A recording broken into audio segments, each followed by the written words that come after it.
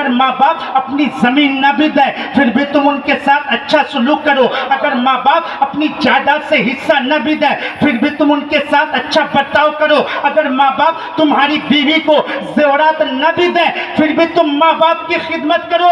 तुम्हारी बीवी और बच्चे अगर कहे कि तुम्हारे माँ बाप ने हमें तो कुछ भी नहीं दिया तो उसे कह देना उन्होंने जो कुछ किया उसका हिसाब उन्हें देना है। और मैं जो कर रहा हूँ ये मुझे कुरान पाक ने करने के लिए कहा है ताकि लोगों को पता चल जाए कि गैर की तालीम कुछ और है, इस्लाम की तालीम कुछ और है।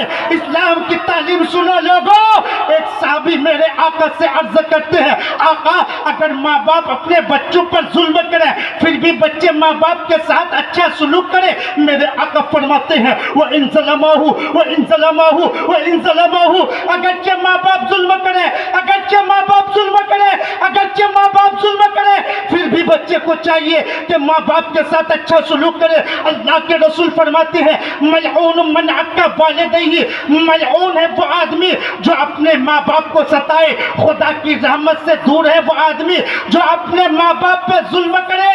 और माँ बाप को सताने वालों, माँ बाप का दिल दुखाने वालों, माँ बाप की तकलीफ को नजरअंदाज मत किया करो। ये जब बिछड़ जाते हैं तो रेशम के तकिए पर भी नींद नहीं आती। एक जुमला तख्तिये दिल पर नोट कर लीजिएगा, बगैर लालच के अगर कोई जात इस दुनिया में तुमसे मोहब्बत करती है तो वह जात माँ। माँ वो है जब तू पेट में होता है तो अपने खून के कतरात को पिलाती है और जब पेट से बाहर आता है तो अपने दूध के कतरात को पिलाती है तो कीमत माँ के प्यार का है, कोई जवाब माँ के प्यार का। किसी ने कहा था मरते मरते भी दुआ जीने की दे जाती है माँ।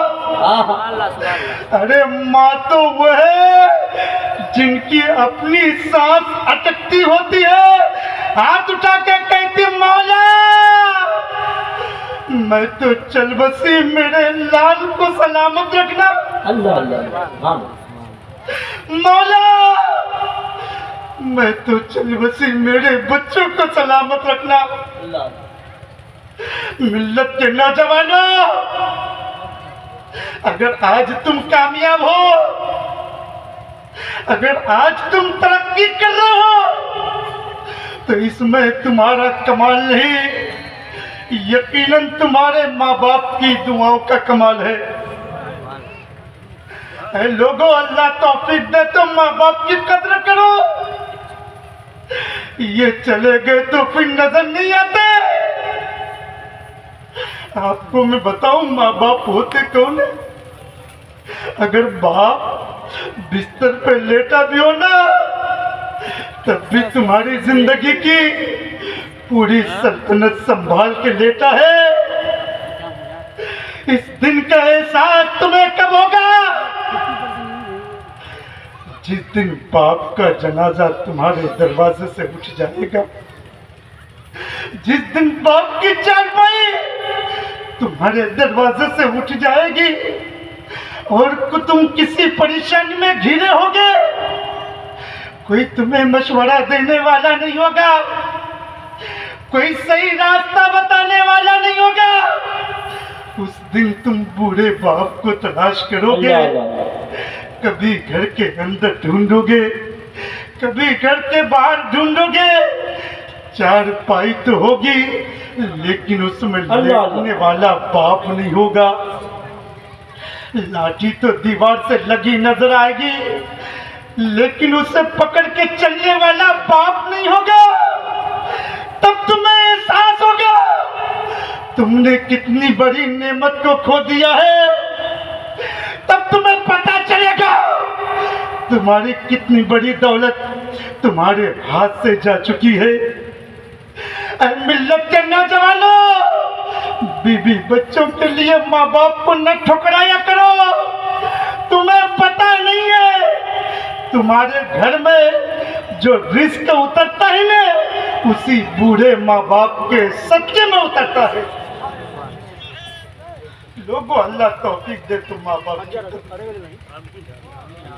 माँ से बढ़कर कोई नाम क्या होगा, माँ से बढ़कर कोई नाम क्या होगा, उस नाम का हमसे एहतराम क्या होगा। जिसके पैरों के नीचे जन्नत है उसके सर का मकाम क्या होगा। जिसके पैरों के नीचे जन्नत है उसके सर का मकाम क्या होगा। नौजवानों याद रखना, माँ की दुआ कभी खाली नहीं जाती, माँ की दुआ कभी खाली नहीं जाती, उसकी बद्दुआ भी टाली नहीं जाती। बर्तन मांझ कर भी माँ 3-4 बच्चे पाल लेती है, मगर 3-4 बच्चों से एक माँ पाली नहीं जाती। अल्लाह अल्लाह, क्या कहने हजरत, बोले गलत बोल रहा हूँ? बिल्कुल सच है हजरत। आज अक्सर लोगों का यह हाल है हजरत,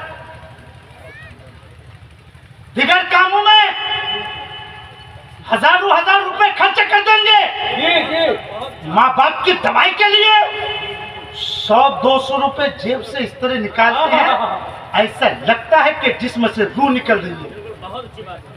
बोलिए गलत बोल रहा हूँ क्या? नौजवानों याद रखना, तुम चाहे जितनी नमाजें पढ़ लो, तुम चाहे जितने रोजे रख लो, तुम चाहे जितने सदका तो खैरात दे दो, अगर माँ बाप तुमसे राजी नहीं है तो जन्नत तो क्या, जन्नत की खुशबू भी न मिलेगी। पूछे इन उलमा-ए-किराम से। और ये